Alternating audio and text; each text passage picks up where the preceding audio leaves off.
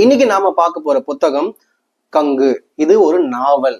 இந்த நாவலை முத்துராசா குமார்ன்றவர் எழுதியிருக்காரு. சால்ட் பதிப்பகம் இதை வெளியிட்டிருக்கு. இந்த நாவல் ஒரு ஓவியரோட வாழ்க்கையை மையப்படுத்தி எழுதியிருக்குது. இது ஒரு உண்மை கதையும் கூட, உண்மை சம்பவத்தை அடிப்படையா வச்சு புனைஞ்சிருக்காங்க. புனைவுனா என்ன? டேனியல் பாலாஜி எரியும் பனிக்காடுன்னு ஒரு நாவல் எழுதியிருப்பாரு. அந்த நாவலை புனைஞ்சு பாலா அவர்கள் பரதேசின்ற ஒரு படத்தை எடுத்திருப்பாரு. அந்த நாவல்ல சொன்னதுக்கும் இவர் படம் எடுத்ததுக்கும் சுத்தமா சம்பந்தமே இருக்காது. அதுவும் புனைவுதான், இதுவும் புனைவுதான். ஆனா ஒரு கதையையோ ஒரு நாவலையோ ஒரு வரலாற்று சம்பவத்தையோ புனைவுதல் என்பது நடந்த சம்பவத்தின் அறத்தின் அடிப்படையே புனைவது. வெறும் அழகியல் சார்ந்து புனைவே கூடாது அப்படின்றதுக்கு மிகப்பெரிய எடுத்துக்காட்டு இந்த நாவல்.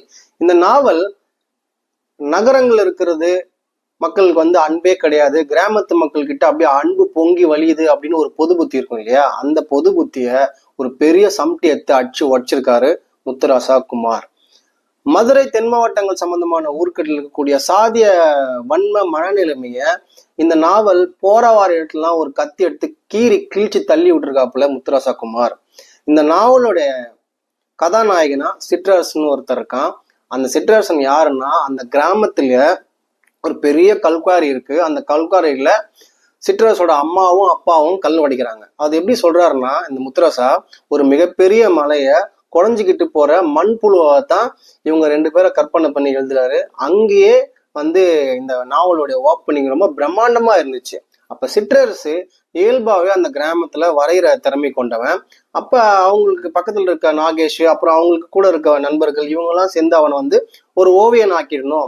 எப்படின்னா நானும் ஓவியன் ஆக்கணுன்ற அவனுடைய தனிப்பட்ட திறமைய மற்றவங்களுடைய உதவியின் மூலியமா அவர் ஓவியன் ஆகணும் அப்படின்ற அந்த கிராமத்து பையனோட ஆசைய அந்த கிராமத்துல இருக்கக்கூடிய சாதிய மனநிலைமையில் இருக்கக்கூடிய ஆட்கள் எப்படி அடிச்சு காலி பண்றாங்க. அது சும்மா ஒரு பொத்தாம் பொதுவான ஒரு கருத்தா இன்னைக்கு ஒரு சாதி பாக்குறாங்க அப்படின்னு சொல்லாம, அந்த கிராமத்துல குறிப்பா தென் மாவட்டங்கள்ல நடந்த உண்மை சம்பவத்தை அந்தந்த தேதி உள்பட அதை யார் செஞ்சாங்க, எந்த ஆட்சியில செஞ்சாங்க, யாருக்கு எதிராக செஞ்சாங்கன்றத தெளிவா எழுதி அதன் மூலியமாவே ஒரு கதை புரிஞ்சிருக்காங்க.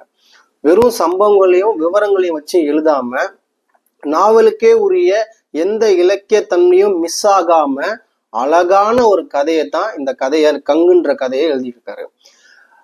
மேலவலுவுன்ற ஒரு படுகொலை சம்பவம் நடந்திருக்கு. அந்த மேலவலுவு சம்பவத்துக்கு எதிராக அந்த கிராமத்துல இவன் ஒரு ஸ்டூடெண்டா ஒரு ஆர்ட் ஒர்க் வைக்கிறான். அதாவது ஒரு பலகைகளை வரைஞ்சி வைக்கிறான். அது எப்படிடா வைப்பீங்க அப்படின்னு சொல்லிட்டு அதுல எதிர்த்தரப்புல இருக்கவங்க